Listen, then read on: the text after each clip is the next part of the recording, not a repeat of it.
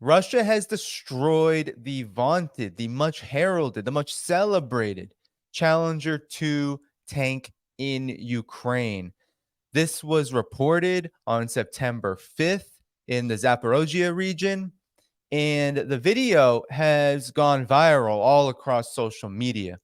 Now, the Challenger 2 has been called invincible. It's supposed to be the most advanced tank, one of the most advanced in the world, but Britain has said that it has never lost in any battle, right, in Iraq or any other that it has been deployed. It has been much heralded, and it was seen when it was committed to Ukraine as a real game changer. Of course, we've been talking on this channel about how that was never the case. This was never going to be a game changer for Ukraine, whether the tanks ever made it to the battlefield or not.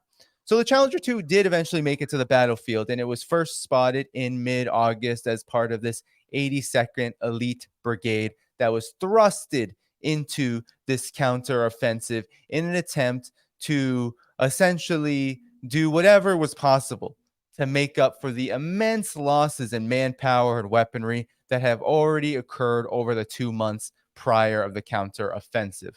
But none of it has made a difference. And now the collective West has a blunder on its hands, a public relations blunder on the one hand, but it's more than that. It is more than a public relations blunder. It is a reveal. It is a big reveal. I'm going to show you the footage of this. I'm going to share it with you. Here's from The Guardian. But this is a big blunder. This is showing exactly the fragility that the collective West has been experiencing in this conflict since the very beginning. And now it is coming to a head.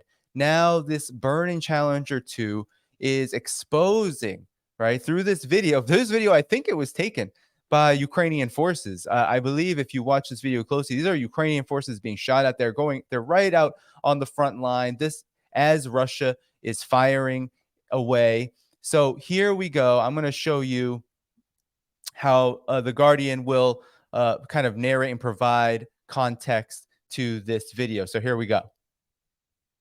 Vai. Санта. О, ще уебал. Давай, Сань, держи, держи, держи, держи. Ой, ёбаный. So there you see it. So there's the burning Challenger 2 tank, and it's going to continue to be more and more visible. As it says, it becomes more distinctive through the smoke. And as you can see, those gentlemen taking the video, they were being fired upon. So all of this talk about Russia being at a disadvantage, this conflict is, if it could be called a stalemate, that would be very generous for Ukraine in actuality, or a stalled offensive. Really, this is a failed offensive. But let's continue.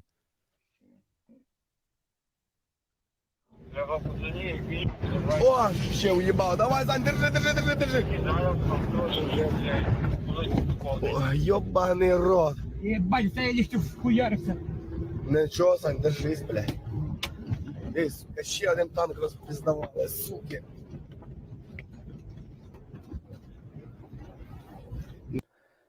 So essentially, Russia is immobilizing, is neutralizing these weapons, okay? And we're going to get into the history of this, because now the conflict is starting to lay a history of this problem for Ukraine, and of course, its NATO backers. Нема такого.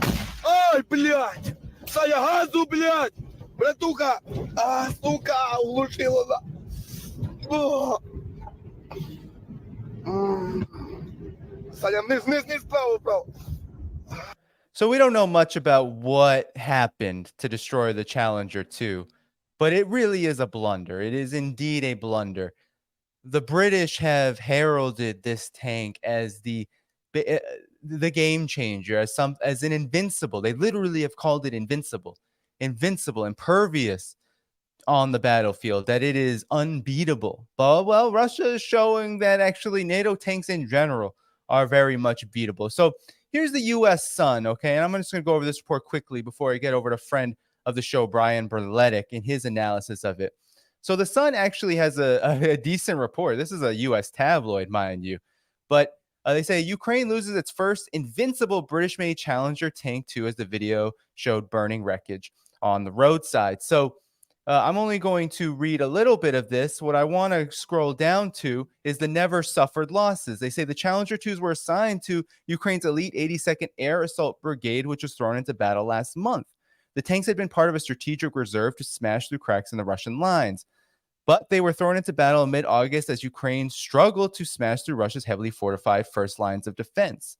So there you go. The Western media is admitting that Ukraine has not been able to get through that first line of defense. So the military informant channel said it seems the British Ministry of Defense will have to change the description of the Challenger on its official website. The Ministry of Defense stated that UK's main battle tank had never suffered losses in operations in Bosnia, Kosovo, and Iraq. So that's where it's been deployed. It's been deployed to countries that essentially couldn't defend themselves. And now that they've engaged in a proxy war with Russia, Russia is able to defend itself with much higher capabilities. The 75-ton tanks, which cost about £5 million each, outstripped their Soviet-era Rust bucket equivalent on T-55 speed, armament, firepower, and the T-55 on speed, armament, firepower, and precision. The Challenger 2's 120-millimeter gun destroyed an Iraqi vehicle during the Gulf from 3 miles away, a kill shot record.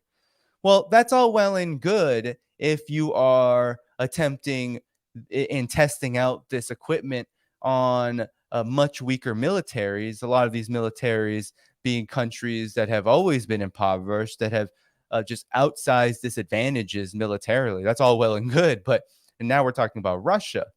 They carry up to 1,800 liters of diesel, giving them an average of 341 miles range speed at 37 miles per hour. If needed, additional fuel can be sprayed on the hot engine to produce a smokescreen, providing cover in battle. The 120-millimeter cannon can be armored with armor-piercing shells that fly towards the enemy at 4,250 miles per hour. But of course, none of this matters. None of this matters. Why does none of this matter? Because Russia has equal, if not greater, capabilities, and they're showing it on the battlefield. So the Sun was given an exclusive tour of the Challenger 2 in Estonia. And meanwhile, Ukraine was set to launch the modified British 2 Challenger tanks in battle for the first time. The battle tanks were spotted near the front line, rigged with Mad Max-style armor and new tactical markings as they were expected to join the battle. So this is all preparations, right? And here's some images of what they look like, and here's kind of a roundup of what's going on. But still, not a lot of self-reflection here. Not a lot of self-reflection here. But now I'm going to go turn to Brian Berletic on this, because he is truly an expert on what this all means. And I think he has a very good analysis on what's important here. And I want to just play what he had to say in reaction to this burning Challenger 2. And then I'm going to get into the history of how Russia has been doing this all along with these NATO tanks. These NATO tanks have really stood no chance against Russia's defenses, and that's been quite obvious for the last 6+ months. Remember, it was the beginning of 2023 when all of these tanks, there was all of the the NATO gathering around the tanks. Who's gonna give tanks? Who's gonna give tanks? Right? How is Ukraine going to be fortified for that counteroffensive, which was eventually announced and talked about for months and months and months? Well, here's what Brian Berletic had to say about the Challenger 2, and then I'll get into that context. And speaking of sending machines into the line of contact, into the defenses Russia has prepared, let's take a look at this British Challenger 2 tank that was destroyed. So we'll go to the BBC. British Challenger 2 tank hit in Ukraine. And there's a picture of it burning, on fire. And the article says, a video shared on social media and analyzed by BBC Verify shows a badly damaged British-made tank. A Western defense source told the BBC that the British-made and supplied Challenger 2 tank in Ukraine was initially immobilized by a mine. That mine explosion caused a fire in the rear fuel tank, at which point the Ukrainian crew of 4 evacuated the tank to safety. The Western defense source said that while the empty tank was immobilized, it was then targeted by a Russian Lancet loitering drone, which destroyed it.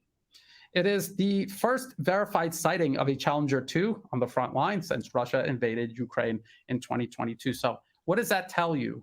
If the first verified sighting of the Challenger 2 amid the fighting is of it burning, destroyed and burning. Well, what it tells me is that these tanks are just wholly ineffective, that they don't make a difference. They're burning. They're immediately hit. And I was speaking to someone over at DD Geopolitics, and they are of great help to this channel. And I do have to give them a shout out. Follow their Telegram at DD Geopolitics. I was talking to them because they go really deep into battlefield scenarios, and they get really deep into the nuts and bolts of what's happening on the ground. And we were going back and forth about the M1 Abrams. Why haven't we seen the M1 Abrams on the battlefield yet? And I responded, I was just like, well, it looks like the US wants to see Europe take it up the you-know-what. Well, I guess the UK is not part of Europe anymore, although it's hard for me to make that assertion and conclusion given the fact that the British Empire was the center of European empire and European colonialism for how long. But anyway, the UK, it's willing. The US is willing to let the UK and let its European so-called allies get it up to you-know-what, while the US will sit back and watch the whole thing burn. I mean, literally. And that's why I think we haven't seen the M1 Abrams, and I don't know if we're ever going to see it.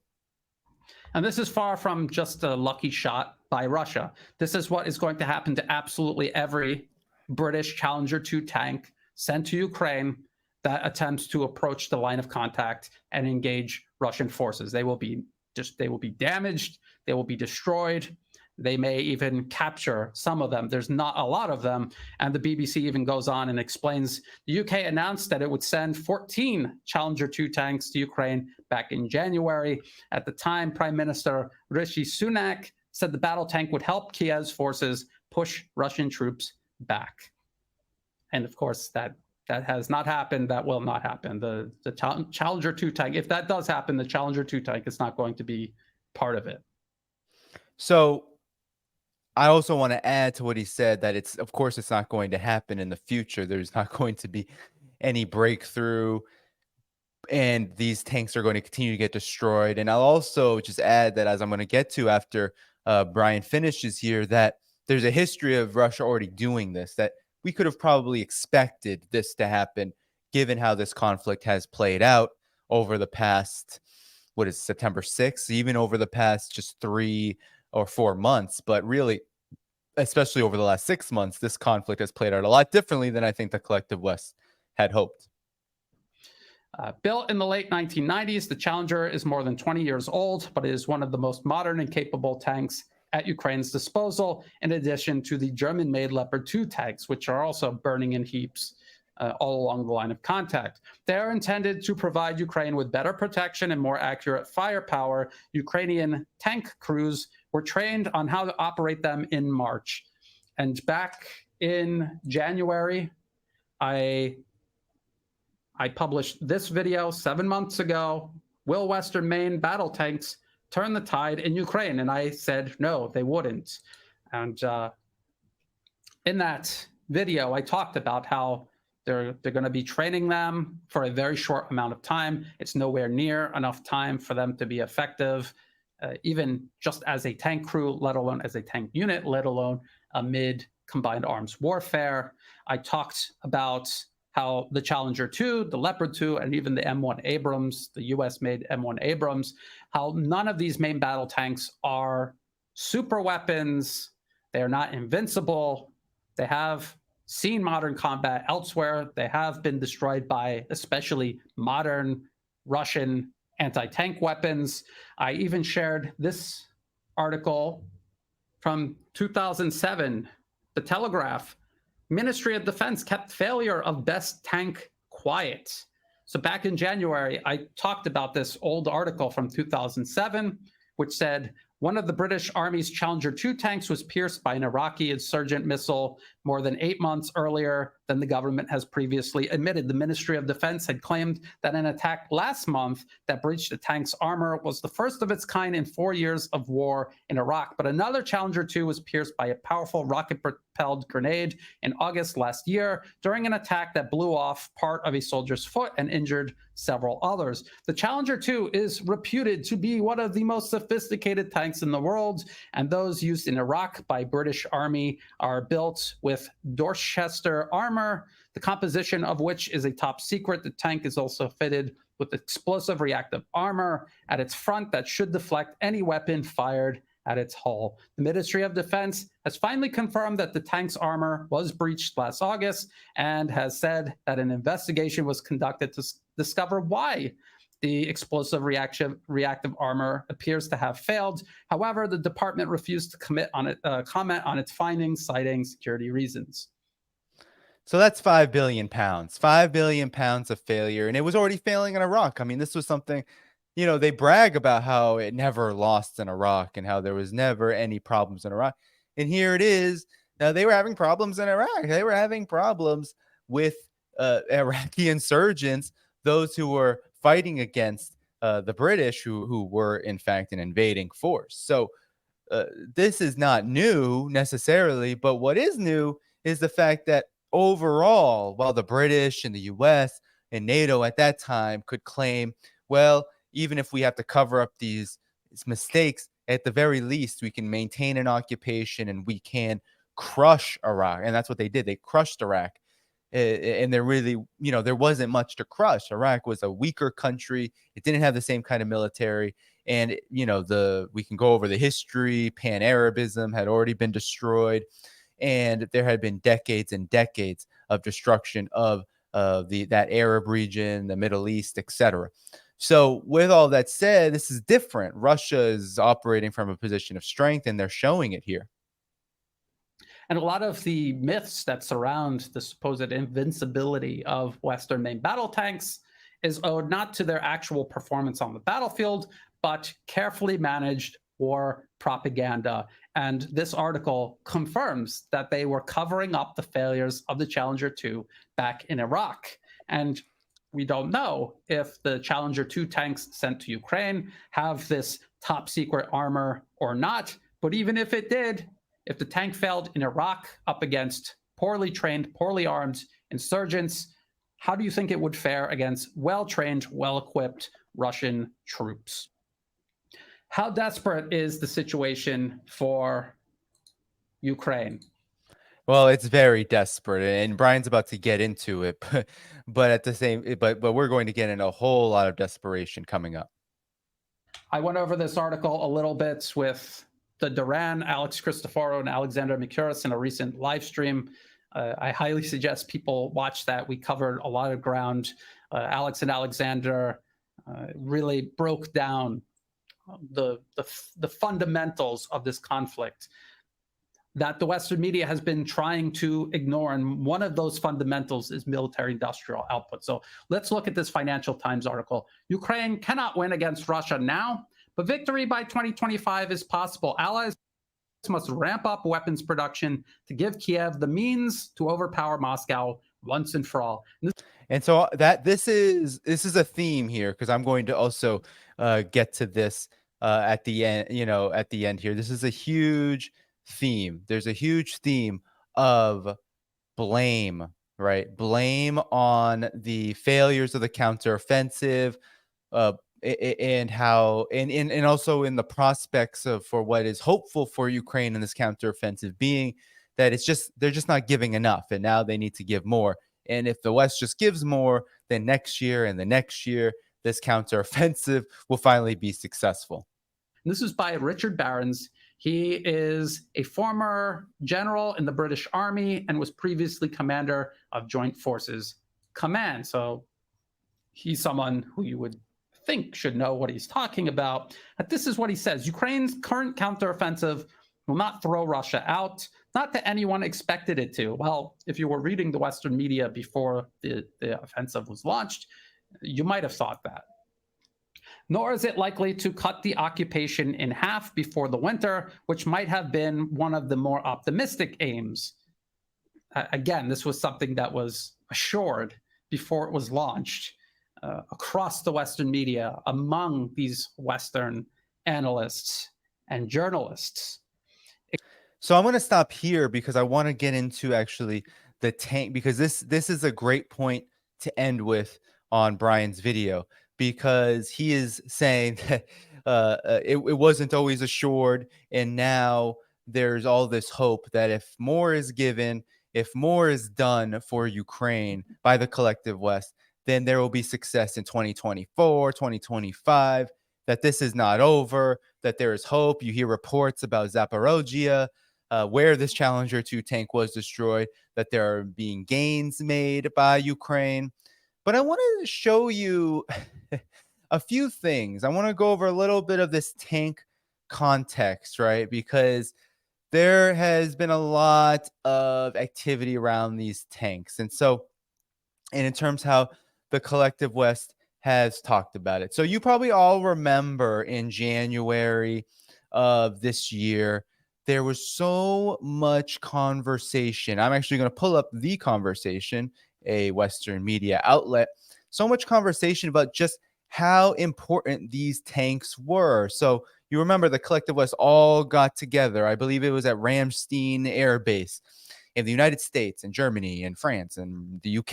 And they all got together and they said, what can we do? What can we do? We need to give tanks. We need to give more tanks. And out of that meeting came modest commitments. And then there was the question of, will these ever meet the battlefield? Will they be effective? And the answer has been no.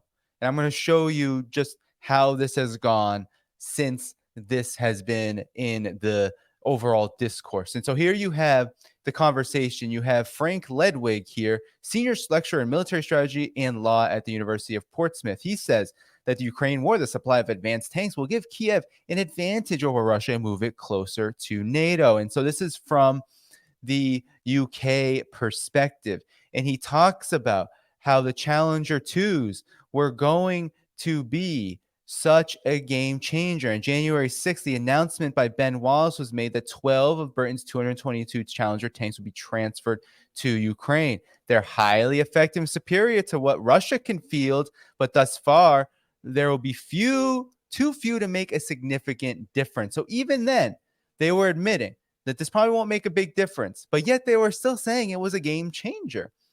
So, and then, of course, there were all the other things, the Leopards and the Bradley vehicles, right? Leopards from Germany, Bradley vehicles.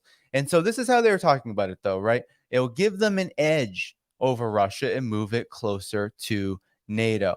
So that was how it was initially framed. And that's the conversation. It's a mainstream Western media outlet.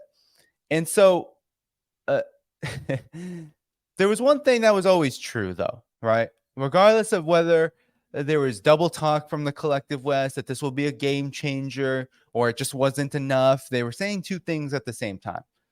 What side of the conflict was never wavering was Russia.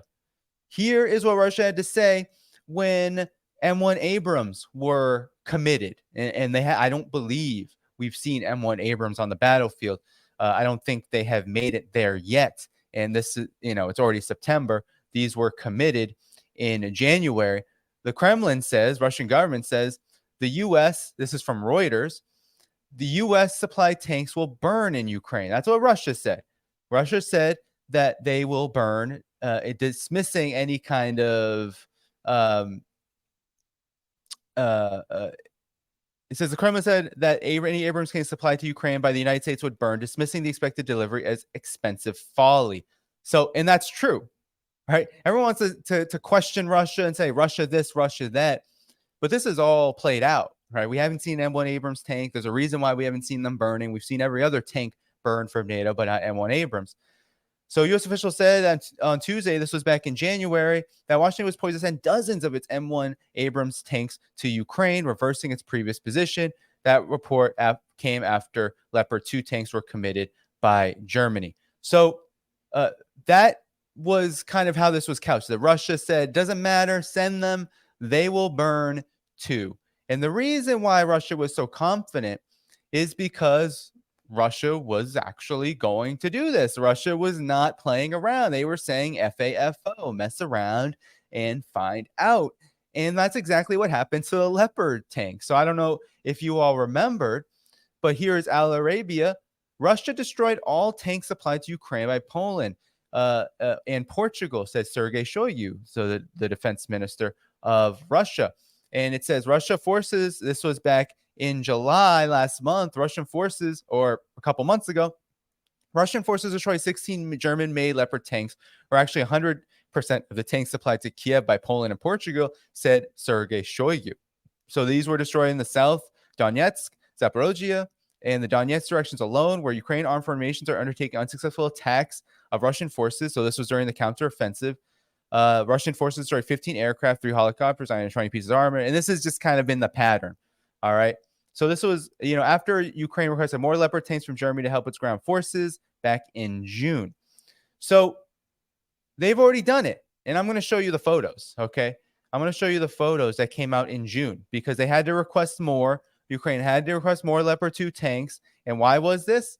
It's because the Leopard 2s were being destroyed. Russia says it hit Leopard tanks, U.S. Bradley vehicles in Ukraine. This is from June 2023. There's the photo. This photo also went viral on social media, especially Russian social media, Telegram. But it was going viral in many places as well. Moscow. So Reuters reported that Russia said, this is back from June 11th, that at least 7 German-made Leopard tanks and 5 U.S.-made Bradley vehicles over 2 days were destroyed while repelling Ukrainian attacks. Ukrainian President Volodymyr Zelensky acknowledged Saturday that his military was engaged in a counteroffensive and defensive operations, a day after Putin said Russia had repelled attacks, the first attacks of the offensive. So Leopard 2s burning, U.S. Bradley vehicles, which can't really be seen in the same light as the Challenger 2 or the Leopards, but nonetheless still significant. It's the farthest that the U.S. has been willing to go.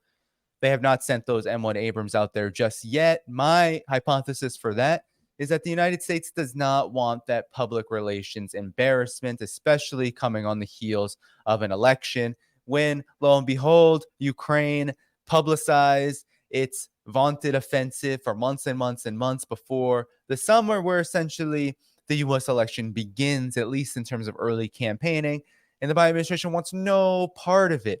They've already been wavering, wishy-washy. They have not wanted to go the extra mile. So, in effect, what does this all point to? I mean, it points to desperation, right? It points to desperation.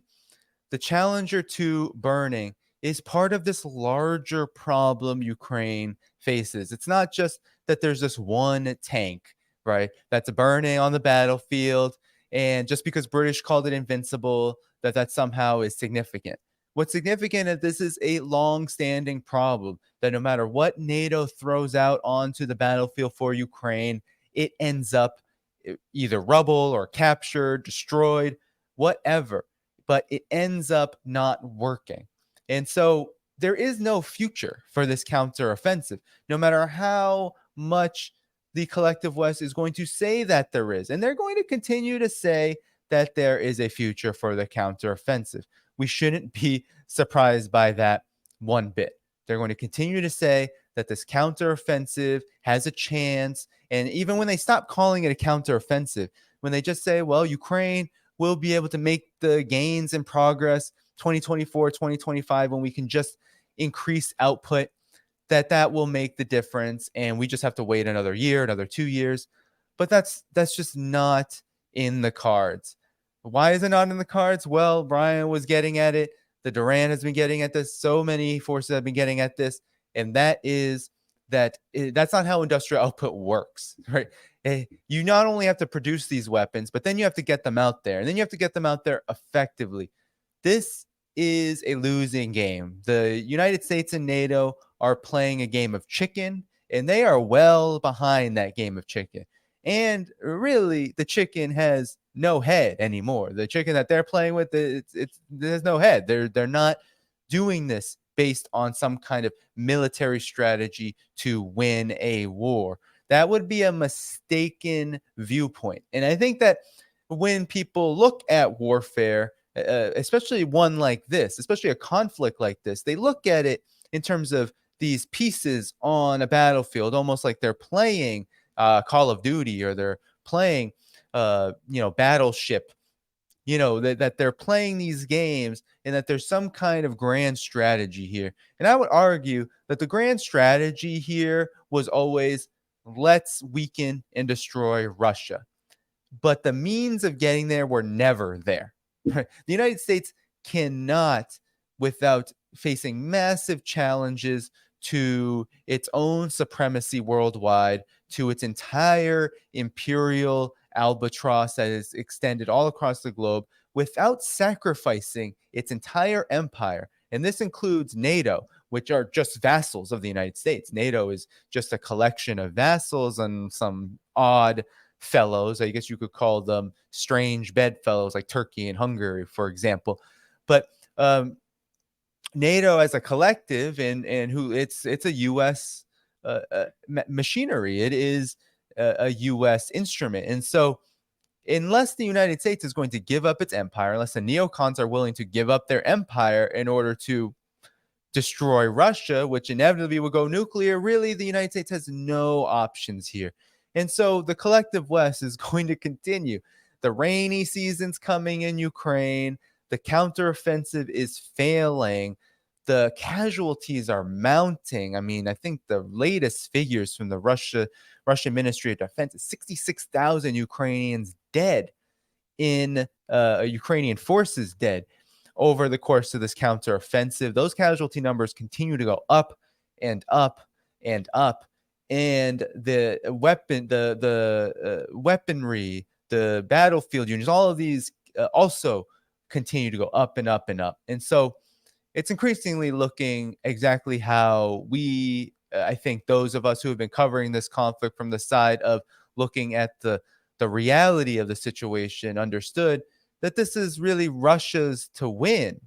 But how it's going to be won is going to be done on terms that Russia has already outlined and have been very successful thus far. A war of attrition that allows Russia to maintain political and economic stability while also being able to meet its objectives even over a long period of time in Ukraine. Its objectives were to demilitarize, denazify.